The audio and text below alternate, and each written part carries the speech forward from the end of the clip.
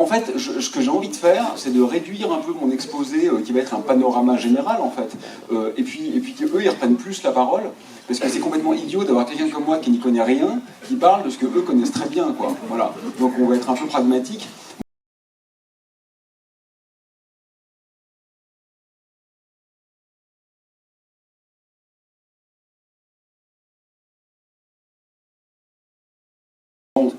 Voilà, exactement. Mais alors là, quand il dit tout est lié, c'est du pain béni pour moi.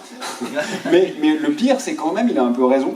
Donc du coup, c'est pour ça que, comme on fait face à un problème systémique, je me dis que c'est quand même pas complètement idiot qu'on réfléchisse un petit peu, effectivement, de façon systémique. Et puis après, on reviendra, si ça vous va, plus vers la thématique de ce soir. Parce que la souveraineté alimentaire, quand même, et là, au-delà de la plaisanterie et au-delà de la langue de bois, c'est presque par là qu'on devrait commencer. C'est-à-dire que moi, je vais faire peut-être l'apologie d'une vision un peu romantique, on va dire, du réel. Et c'est très bien, et je la défends, et j'en suis fier. Mais n'empêche que ça marche, parce que j'ai quand même eu mon cornet de frites tout à l'heure, quoi. Si j'étais en train de crever de faim, je ne pourrais pas proposer ça. Donc il y a quand même une sorte de condition de possibilité de tout le reste, qu'il faut discuter, parce que quand on sera tous morts de faim, les autres préoccupations n'auront juste pas lieu d'être, en fait. Parce qu'on a quand même mis en place un système néocolonial alimentaire qui est absolument terrifiant, et dans lequel personne, en réalité, ne s'y retrouve. Hein.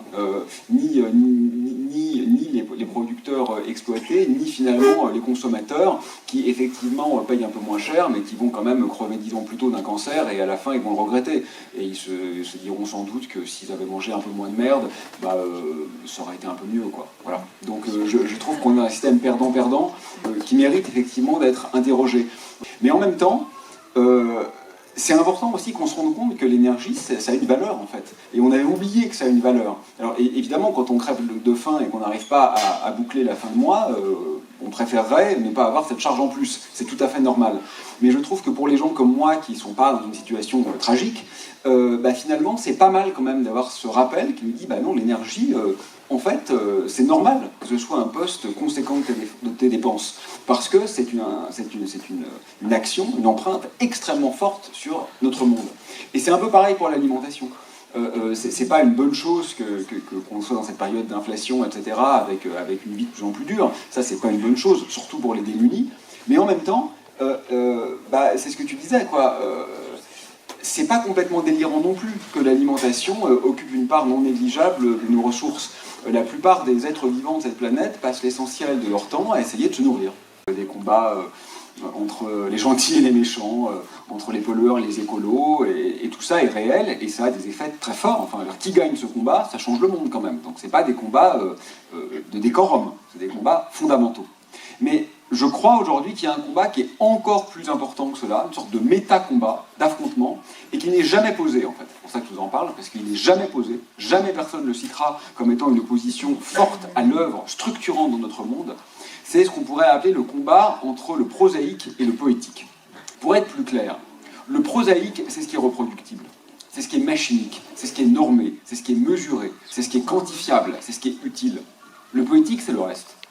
C'est quoi le reste? C'est la vie. C'est ce qui fait que nous ne sommes pas des machines.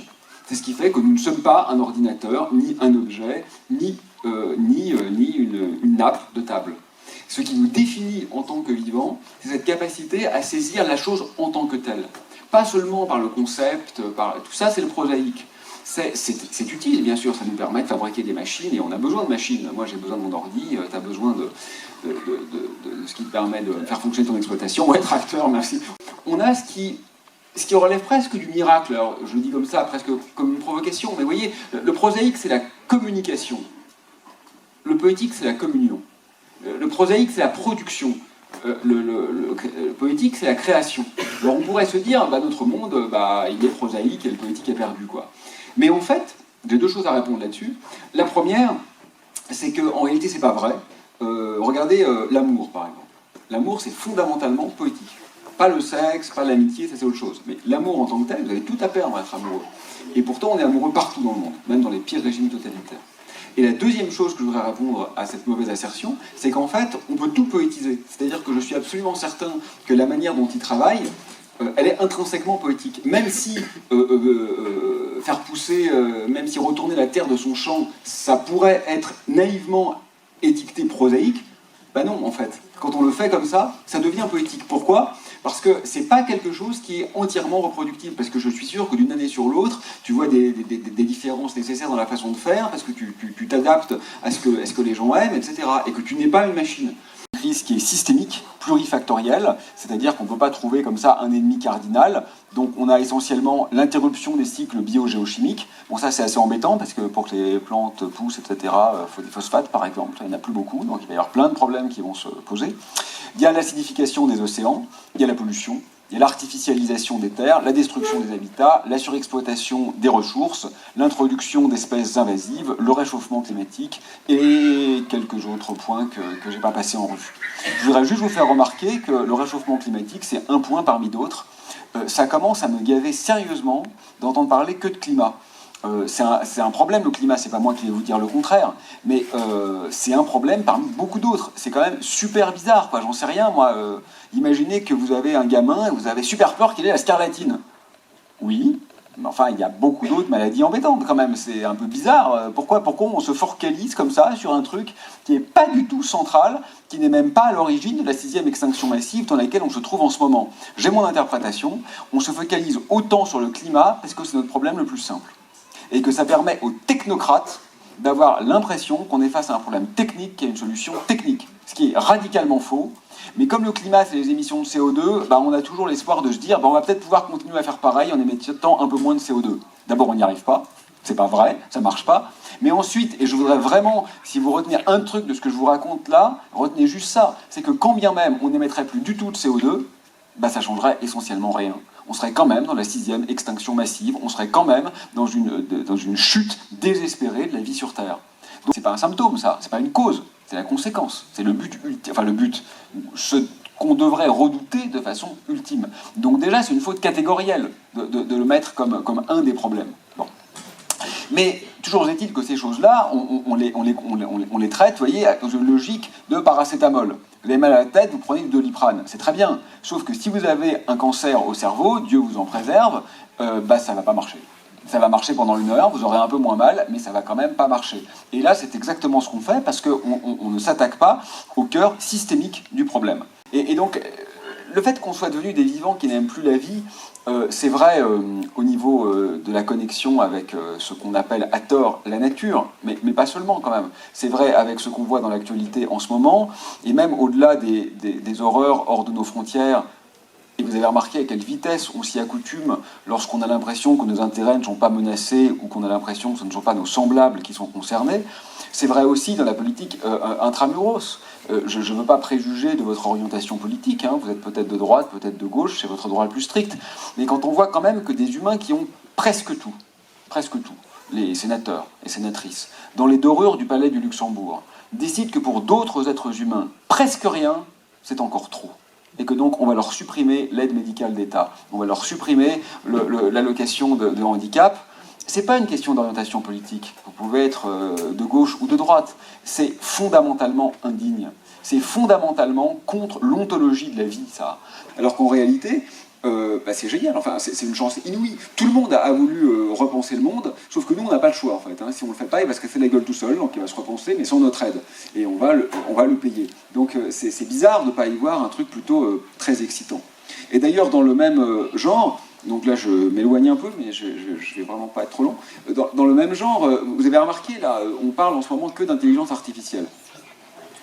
Donc, alors là, c'était extraordinaire, il y a quelques jours, là, il y a les gamins qui sont sous les bombes, mais ce qui fait la une des journaux, c'est que le patron de OpenAI, mais je n'ai rien à foutre de savoir si le patron d'OpenAI a été viré par son conseil d'administration.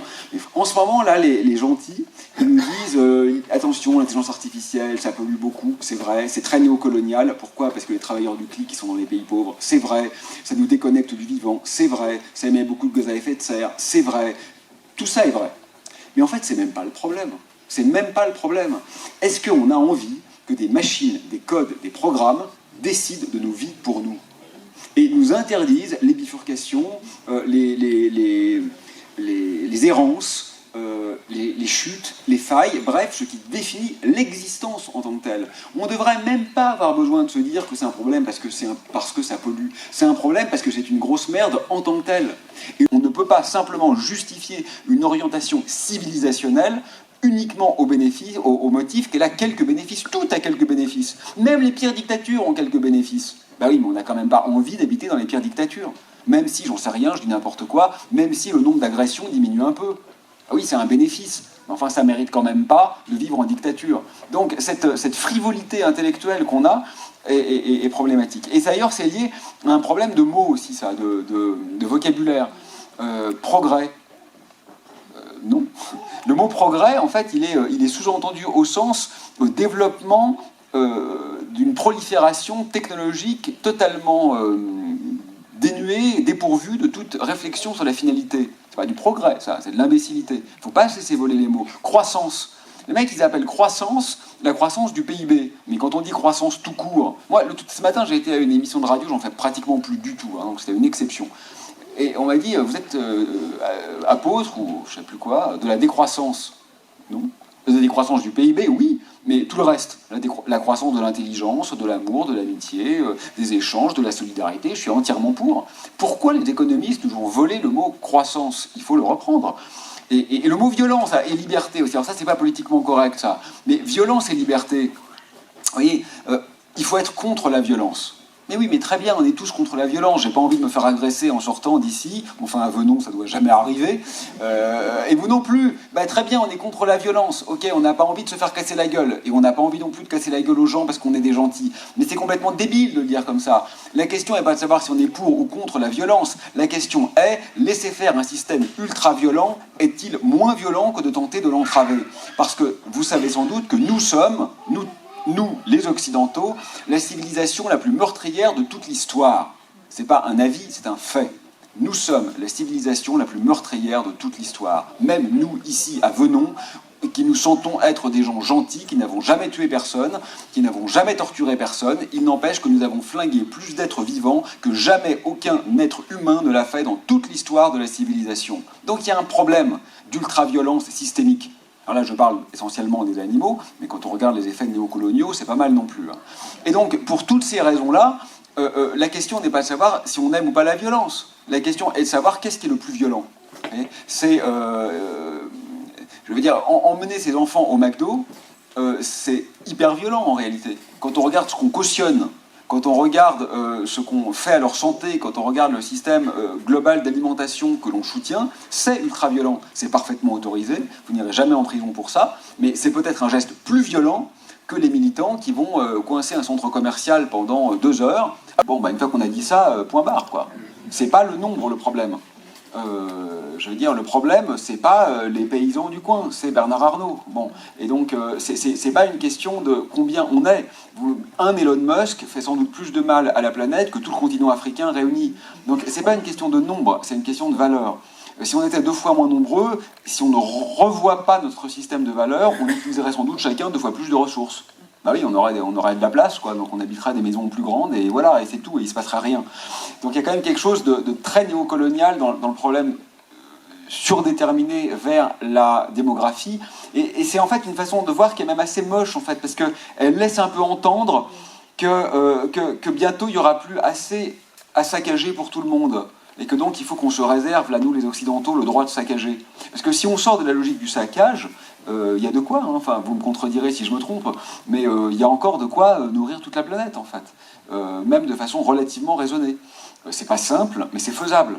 Et donc si on se dit il faudra être moins nombreux, c'est parce qu'on est dans une logique du il faut quand même qu'on puisse saccager à fond, et comme on peut pas, ça c'est vrai, on peut pas tous vivre comme Elon Musk, et donc bah, il faudra mieux qu'on soit moins nombreux pour avoir chacun plus de parts de gâteau. Donc c'est quand même assez sale en réalité l'inquiétude démographique. Et en fait, ce qui est vraiment génial, en particulier au niveau alimentaire, c'est que bah, on a beaucoup plus à apprendre d'elle que l'inverse en fait. Mais c'est un truc qui est inconcevable pour un occidental contemporain, de se dire qu'on peut avoir à apprendre d'autres cultures. Et c'est quand même extraordinairement dramatique, parce que je vous assure que même dans les milieux plutôt progressistes, gauchistes, écolos, tout ce que vous voulez, il y a quand même cette idée, bon, nous on a compris, mais les Africains, ils n'ont pas encore compris le problème. Mais putain, les Africains, c'est pas le problème. C'est pas eux qui sont en train de nous foutre en l'air. En fait, si on veut vraiment échanger avec les Africains, la question est comment apprendre d'eux, et non pas comment leur apprendre. Et ça, c'est un truc qu'il faut qu'on commence, nous, à percevoir. C'est aussi simple que ça. Oui, le monde est devenu l'Occident parce que l'Occident a écrasé tout le monde. Aujourd'hui, on se rend compte qu'en écrasant tout le monde, il s'écrase aussi lui-même. Donc il commence à flipper. Et ok, on peut tout réinventer en partant de zéro, mais on peut aussi être un peu humble et regarder ce que font les autres. Et donc beaucoup de mes collègues se disent allez, on se met tous là-dessus et on va y arriver et on va avoir une énergie propre et infinie.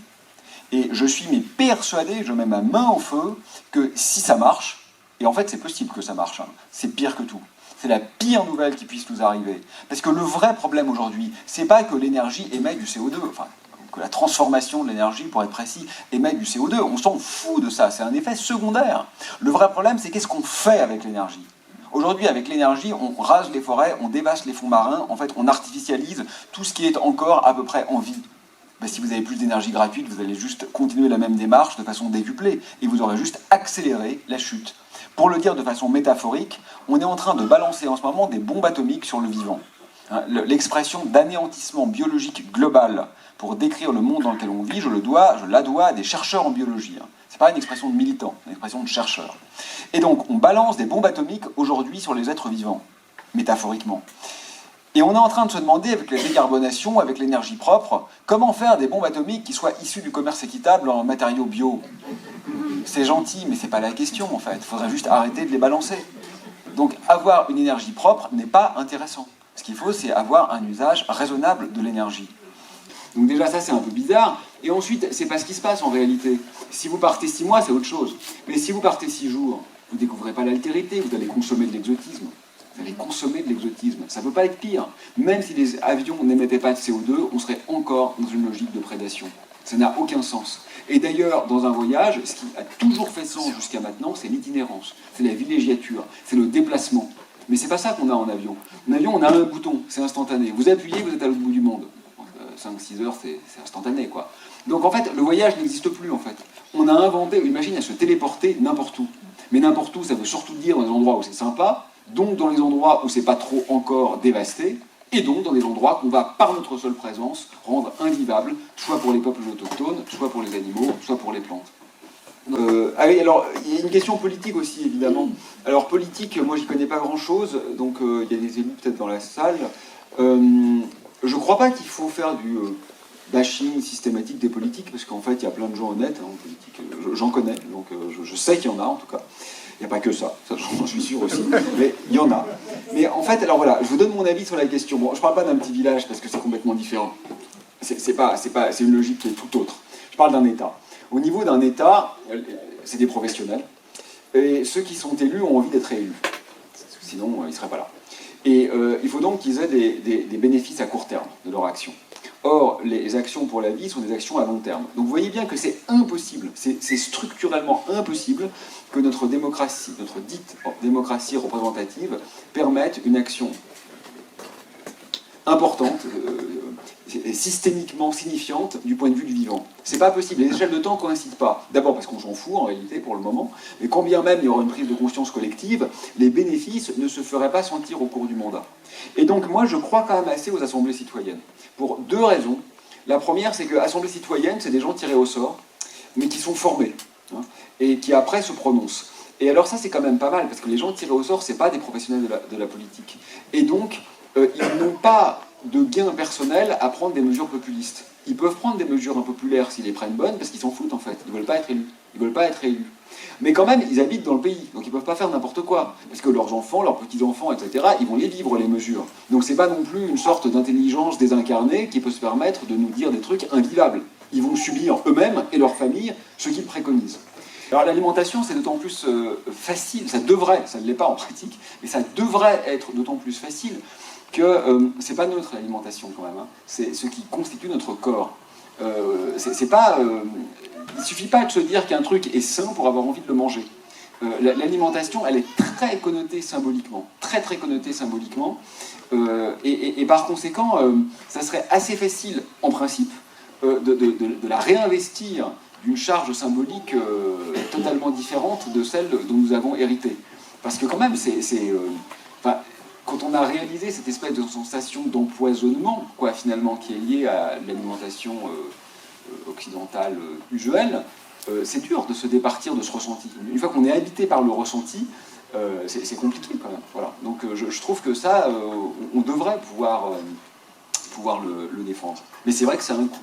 En même temps, bon, peut-être qu'on arrête d'être des gamins gâtés. Ça, c'est le truc de l'occidental, quoi. Hein. C'est la moindre violence ressentie est insupportable, mais que pour nous, hein, parce que pour les autres, on n'a aucun problème. Et c'est pareil avec les privations de confort. Mais en fait, privation de confort, ça dépend aussi de ce qu'on appelle confort. Moi, j'avoue personnellement que je suis plutôt mieux à 20 degrés l'hiver. Bon, bah finalement, maintenant, je chauffe moins au début parce que je me suis dit, bon, bah, je vais essayer d'être un mec un peu raisonnable. Et puis, en fait, au bout d'un moment, ça devient plus agréable. Parce qu'on a une vraie sensation, en fait, on redécouvre ce que c'est que l'hiver, quoi. Donc, il y a une sorte de manière d'habiter le monde qui n'est pas simplement une manière de le subir et donc de le transformer. Vous voyez, il y a un être avec le monde, un être pour le monde, un être au monde, un être qui fait monde. C'est-à-dire qu'aujourd'hui, habiter poétiquement le monde, ça veut dire être poétiquement habité par le monde. Même quand il fait un peu froid. Alors pas quand il fait 12, hein, parce que bon, là quand même, c'est comme quand on mange plus, quoi. Il y a un moment où ça va pas. On a des êtres de chair qui ont des besoins d'êtres de chair. Mais... On va parler, en fait, je vais vraiment parler de mon ressenti. Mais en fait, mon troupeau de brebis, c'est pas juste un troupeau de viande. C'est qu'en fait, il a sa place ici. Il mange les prairies qui sont autour de nous. Il participe à tout un écosystème voilà, en entretenant ces prairies qui vont stocker du carbone, qui vont favoriser une vie du sol. Mais il peut aussi avoir un impact. Et ça, c'est hyper dur, je l'apprends à le maîtriser. Mais si je le laisse trop longtemps à un endroit, il va forcément y avoir un impact. Je vais endommager la prairie, je vais endommager tout l'écosystème.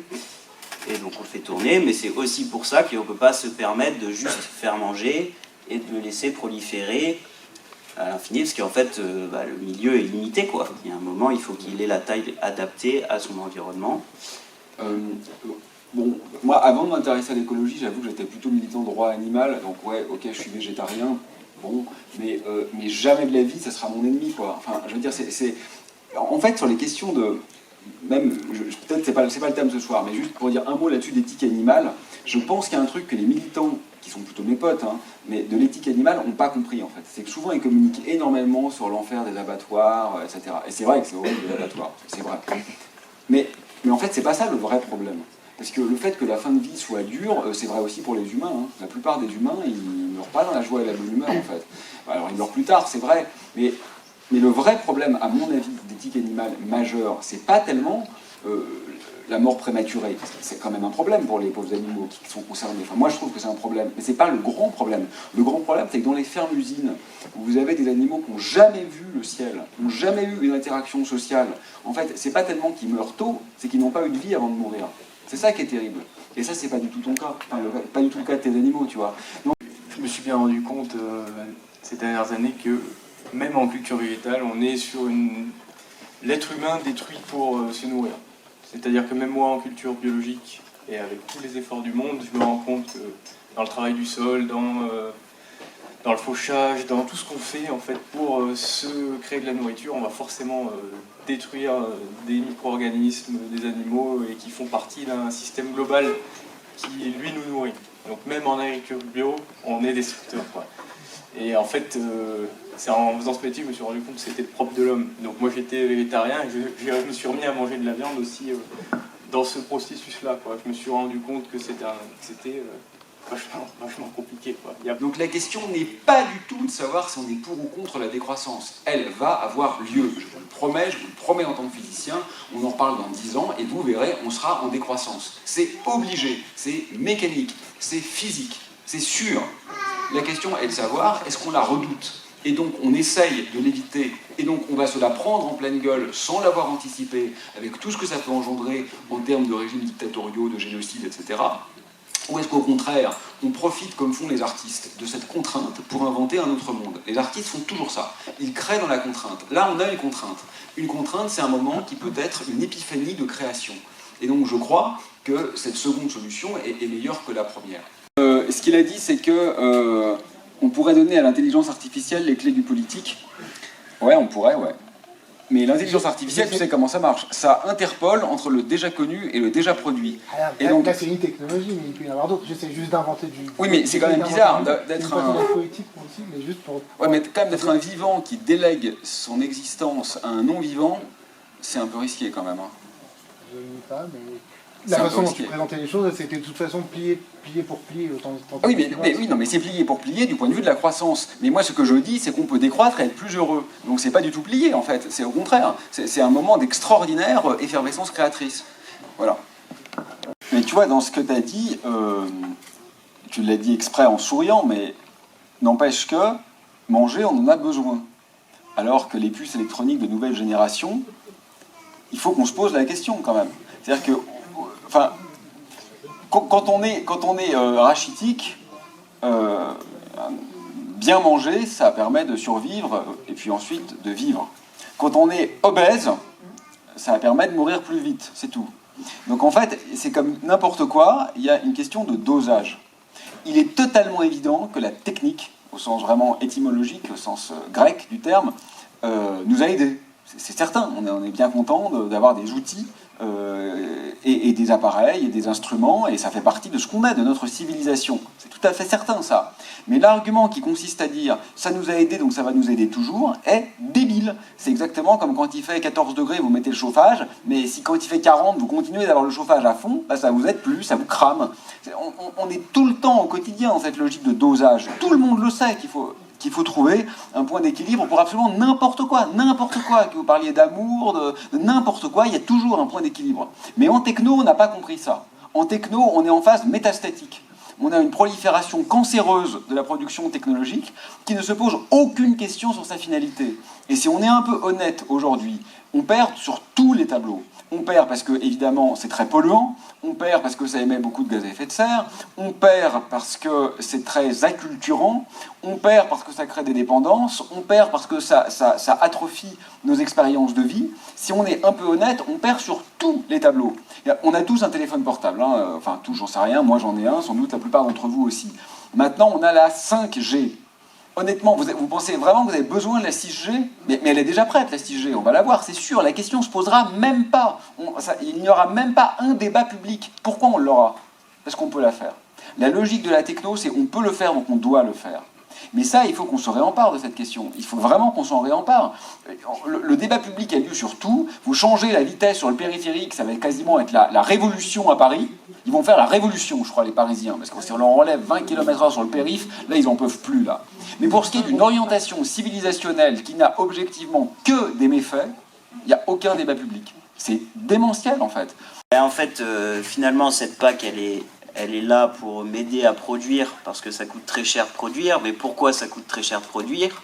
Parce qu'il faut respecter ça, parce qu'il faut cet outil pour faire ça, parce qu'il faut ce bâtiment pour faire ci. Et c'est ça aussi, c'est que cette PAC-là, elle était pour l'agriculture, mais elle a été surtout pour le système industriel qui est derrière, parce que nous, en tant qu'agriculteurs, on touche à un rayon de domaine de tout, quoi. Ça va du pharmaceutique par le traitement des bêtes, au logiciel de gestion de troupeaux, aux vendeurs d'aliments, aux vendeurs de tracteurs, aux vendeurs de ci, aux vendeurs de ça. Et en fait, tout seul, en vendant juste notre petite bout de viande, on ne peut pas nourrir tout ce monde-là. Du coup, on ne peut pas faire tourner toute cette économie-là, et c'est pour ça qu'on est aidé. Donc, en fait, il faut juste plus de paysans pour que chacun fasse plus un petit peu. Déjà arriver à comprendre, à reprendre conscience que en fait, ce qu'on paye au supermarché, c'est pas le vrai prix de la nourriture. On devrait pas payer, c'est indécent d'acheter des trucs aussi peu chers, ça a aucun sens. Et tout le monde a oublié ce que c'était de produire de la nourriture, que c'est énormément de travail, que c'est énormément d'aléas climatiques, et alors encore plus maintenant. Et en fait, l'industrie nous a fait croire qu'en fait, c'était pas cher. Comme les t-shirts à 2 balles. Voilà. Et en fait, c'est pas vrai. C'est pas vrai que c'est pas cher de manger. En fait, manger, ça doit être le plus gros de notre budget, parce que c'est cher. C'est dur de produire toute cette nourriture, surtout en essayant de détruire le moins possible notre environnement. Et en fait, déjà, si les gens avaient conscience de ça, peut-être qu'on pourrait un peu faire évoluer les choses, un peu plus tendre vers le bio, un peu plus tendre vers le local, et peut-être nous, ça pourrait un peu plus nous faire vivre. Moi, je dépends un peu moins de la PAC, parce qu'en végétal, on n'a quasiment pas d'aide, en fait, tout simplement. Parce que tout ça, c'est, comme tu disais, dirigé vers l'industrialisation, et notamment les élevages industriels. Donc nous, on a très peu de PAC, donc on en dépend déjà moins, et donc nous, on dépend complètement du climat, et alors là, c'est pas fait pour s'arranger. Je parle 30 secondes d'un truc qui n'a rien à voir, mais parce que d'un coup je me rattache, là il a dit Mars, il a parlé de planète, donc hop, je me réveille, je vais pouvoir dire un truc. Mais non, un truc que je supporte pas, moi, c'est l'industrie spatiale. Et la fascination pour le spatial. Beaucoup de gens adorent le spatial. Et je ne supporte plus qu'on nous dise les gens qui aiment le ciel et la conquête spatiale. C'est comme si on disait les gens qui aiment le meurtre et la vie. Bah, c'est juste le contraire en fait.